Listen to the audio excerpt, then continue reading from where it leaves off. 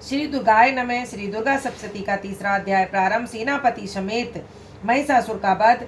तीसरा अध्याय प्रारंभ। ऋषि बोले, असुरों की सेना को इस प्रकार तहस नहस होते देख महादैत्य सेनापति चिक्षुर क्रोध में भरकर अंबिका के ऊपर इस प्रकार बाणों की बौछार करने लगा जैसे बादल मेरुगिरी शिखर पर पानी की धारा बरसा रहे हों।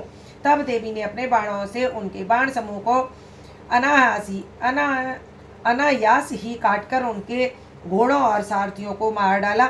साथ ही उनके धनुष तथा अत्यंत ऊंची ध्वजा को भी तत्काल काट करके गिरा दिया। धनुष कट जाने पर उनके अंगों को अपने बाणों से बींध डाला। धनुष, रथ, घोड़े और सारथी के नष्ट हो जाने पर असुर ढाल और तलवार लेकर देवी की ओर दौड़ा। उसने तेज धार वाली तलवार से सिंह के मस्तक पर चोट करके देवी की भी बाईं भुजा में बड़े वेग से प्रहार किया। राजन, देवी की बाहु पर पहुंचते ही वह तलवार खंड खंड होकर गिर पड़ी। फिर तो क्रोध से लाल आंखें किए उस राक्षस ने शूल हाथों में लिया और भगवती भद्रकाली के ऊपर चलाया। उस शूल आकाश से गिरते हुए सूर्य मंडल की भांति अपने तेज से चमक उठा। उस शूल को अपनी ओर आते देख देवी ने भी शूल का प्रहार किया। उससे राक्षस के शूल के सैकड़ों टुकड़े हो गए। साथ ही महादैत्य चिक्षुर की भी धज्जियां उड़ गईं और वह प्राणों से भी हाथ धो बैठा। महिषासुर के उस पराक्रमी सेनापति शिक्षुर के मर जाने पर देवताओं को पीड़ा देने वाले चामर असुर हाथी पर चढ़कर आया। उसने भी देवी के ऊपर शक्ति का प्रहार किया, किंतु जगदम्बा ने अपनी हुंकार से ही आहत एवं निष्प्रभ तत्काल पृथ्वी पर गिरा दिया। शक्ति को टूटा देख चामर बड़ा क्रोधित हुआ। अब उसने शूल उठाया, किंतु देवी ने उसे भी अपने बाणों से काट डाला। इतने में ही देवी का सिंह उछलकर हाथी के मस्तक पर चढ़ बैठा और उस दैत्य के साथ खूब जोर का बाहुयुद्ध होने लगा। वे दोनों लड़ते लड़ते हाथी से पृथ्वी पर आ गिरे और अत्यंत क्रोध से भरकर एक दूसरे पर बड़े भयंकर प्रहार करते हुए लड़ने लगे। तत्पश्चात सिंह बड़े वेग से आकाश की ओर उछला और ऊपर से गिरते समय उसने पैरों की मार से चामर का सिर धड़ से अलग कर दिया। इसी प्रकार उदग्र भी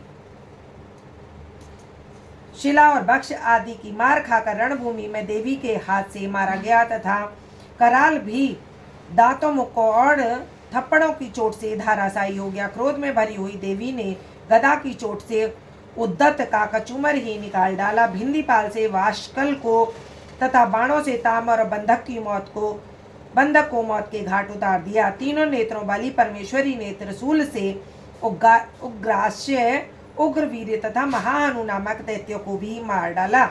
तलवार की चोट से बिडाल के मस्तक को धड़ से अलग कर दिया। दुर्धर और दुर्मुख उन दोनों को भी अपने बाणों से मृत्युलोक भेज दिया। इस प्रकार अपनी सेना का सर्वनाश होता देख महिषासुर ने भैंसे का रूप धारण करके देवी के गणों को त्रास देना आरंभ किया। किन्हीं किन्हीं को पूंछ से चोट पहुंचाकर, कुछ को सिंगों से विदीर्ण करके, कुछ को बेग से, कुछ को सींग से ही भीषण नाद से, कुछ को चक्कर देकर और कितनों को निश्वास वायु के झोंकों से धराशायी कर दिया। इस प्रकार गणों की सेना को गिराकर वह असुर महादेवी के सिंह को मारने के लिए झपटा। इससे जगदम्बा को बड़ा क्रोध हुआ। उस महापराक्रमी महिषासुर की भी क्रोध में भरकर धरती को खुरों से खोदने लगा तथा अपने सींगों से ऊंचे ऊंचे पर्वतों को उठाकर फेंकने और गर्जने लगा। उसके वेग से चक्कर देने के कारण पृथ्वी शुद्ध होकर फटने लगी। उसकी पूंछ से टकराकर समुद्र सब ओर से धरती को डुबोने लगा। हिलते हुए सींगों के प्रहार से विदीर्ण होकर बादलों के टुकड़े टुकड़े हो गए। उसके श्वास की प्रचंड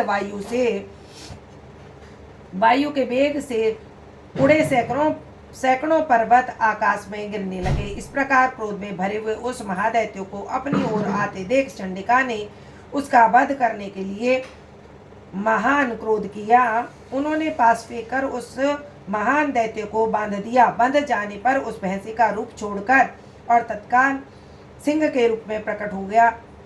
उस अवस्था में जगदम्बा ज्यों ही उसका मस्तक काटने के लिए उद्यत हुई, त्यों ही वह तलवार हाथ में लिए हुए पुरुष के रूप में दिखाई देने लगा। तब देवी ने तुरंत ही बाणों की वर्षा करके ढाल तलवार के साथ उस पुरुष को भी बांध डाला। इतने में ही उसने महान गजराज का रूप बना लिया तथा अपनी सूंड से देवी के विशाल सिंह को खींचने और गरजने लगा। खींचते समय देवी ने तत्काल से उसकी सूंड काट डाली। तब उस महादैत्य ने पुनः भैंसे का रूप शरीर बना लिया। पहले की ही भांति जड़ चेतन सब प्राणियों सहित तीनों लोगों को व्याकुल करने लगा।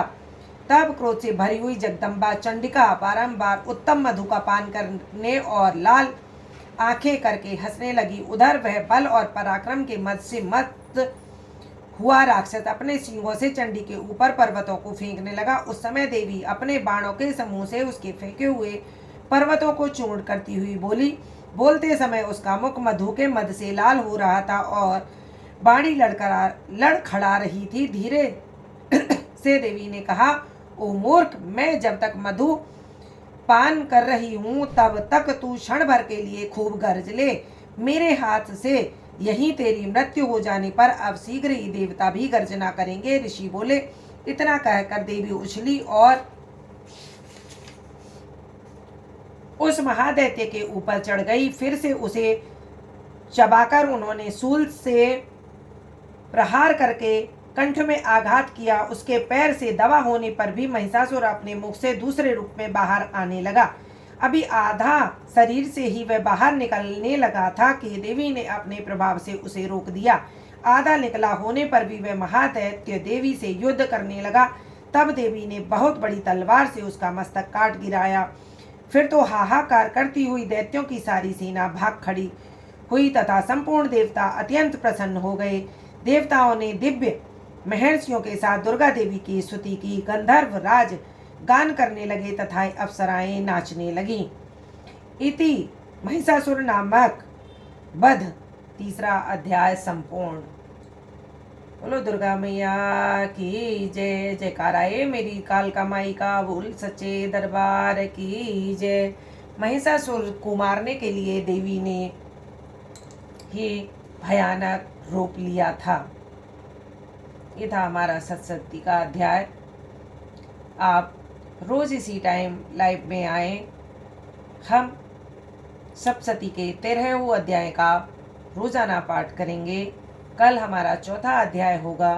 सभी सुने और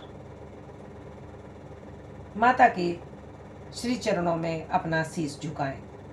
माता रानी सभी पर कृपा बनाए रखे। जय माता दी।